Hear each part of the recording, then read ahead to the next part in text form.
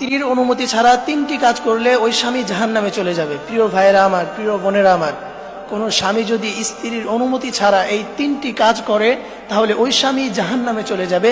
আল্লাহ পাক ওই স্বামীকে জাহান্নামের ভিতরে নিক্ষেপ করবেন। প্রিয় ভাইরা আমার, অবশ্যই আপনারা কথাগুলো মনোযোগ দিয়ে শুনবেন এবং দেখেন আপনার ভিতরে এই 3টি জিনিস আছে কিনা।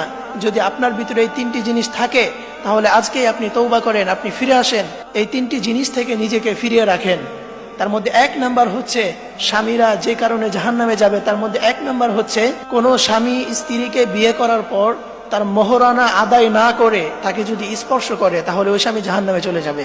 প্রিয় ভাইরা আমার, কথাগুলো বোঝার চেষ্টা করবেন।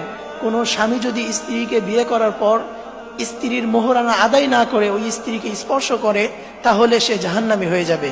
মোহরানা অবশ্যই আপনাকে আদায় করতে হবে, কারণ এটা স্ত্রীর হক।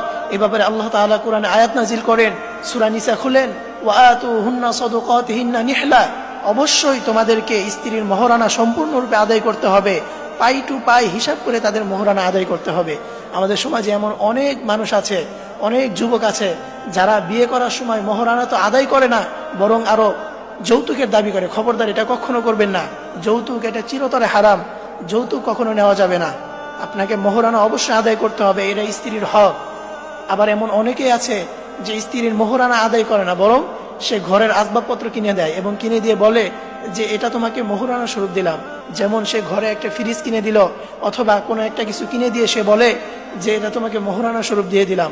খবরদার, এরকম করলে এইভাবে কখনো মোহরানা আদায় হবে না, বরং মোহরানা এটা স্ত্রীর হক, এটা একমাত্র তাকেই দিতে হবে। এবং 2 নাম্বারে স্বামী যে কারণে জাহান্নামে চলে যাবে সেটি হচ্ছে, স্ত্রীর অনুমতি ব্যতীত যদি স্ত্রীর কোনো সম্পদ স্বামী খরচ করে। প্রিয় ভাইরা আমার, কথাগুলো বুঝবেন যে স্ত্রীর অনুমতি ব্যতীত আপনি যদি স্ত্রীর সম্পদ খরচ করেন তাহলে আপনি জাহান্নামী হয়ে যাবেন। অনেক সময় স্ত্রীর নামে অনেক সম্পদ থাকে, স্ত্রীর বাবা তাকে অনেক সম্পদ লিখে দেয়। কোনো স্বামী যদি ওই সম্পদগুলো স্ত্রীর অনুমতি ছাড়া ব্যবহার করে তাহলে সে জাহান্নামী হয়ে যাবে। আপনি যদি অনুমতি নিয়ে ব্যবহার করেন, অনুমতি নিয়ে যদি আপনি তার সম্পদ খরচ করেন সেক্ষেত্রে ভিন্ন কথা, কিন্তু আপনি যদি অনুমতি ছাড়া স্ত্রীর সম্পদ খরচ করেন, 1 টাকাও যদি আপনি স্ত্রীর সম্পদ থেকে তার অনুমতি ব্যতীত খরচ করেন তাহলে আপনি জাহান্নামী হয়ে যাবেন। এই জন্য প্রিয় ভাইরা আমার, এই কাজটি কখনোই করবেন না। স্ত্রীর অনুমতি ব্যতীত তার সম্পদের 1 অংশ আপনি খরচ করবেন না। বরং হাদিসে এমনটাও বলা আছে যে অন্যের সম্পদ তার অনুমতি ব্যতীত আপনি দানও করতে পারবেন না। আপনি ভাবছেন যে আমি দান করব, এটা তো সওয়াবের কাজ, কিন্তু না, তার অনুমতি লাগবে। তার অনুমতি ব্যতীত আপনি যদি দানও করতে যান তবেও আপনার অনুমতি লাগবে। এই জন্য প্রিয় ভাইরা আমার, অবশ্যই এই বিষয়টি খেয়াল রাখবেন। স্ত্রীর অনুমতি ছাড়া তার সম্পদ একটু খরচ করবেন না, অন্যথায় আপনি কিন্তু জাহান্নামী হয়ে যাবেন। এবং 3 নম্বরে স্বামী যে কারণে জাহান্নামে চলে যাবে সেটি হচ্ছে, কোনো স্বামী যদি স্ত্রীর অনুমতি ব্যতীত 4 মাসের বেশি বাহিরে থাকে। প্রিয় ভাইরা আমার, প্রবাসী ভাইরা যারা আছেন, আপনারা কথাগুলো মনোযোগ দিয়ে শুনবেন। আপনারা 1 বছর, 2 বছর, 5 বছর আপনারা বাহিরে থাকেন, অবশ্যই আপনাকে স্ত্রীর অনুমতি লাগবে। স্ত্রী যদি অনুমতি দেয় তাহলে আপনি থাকতে পারবেন, আর যদি স্ত্রীর অনুমতি নাই, আপনি যদি স্ত্রীর অনুমতি ছাড়া বাইরে থাকেন তাহলে কিন্তু আপনি জাহান্নামী হয়ে যাবেন। প্রিয় ভাইরা আমার, এটি খুবই গুরুত্বপূর্ণ একটি বিষয়।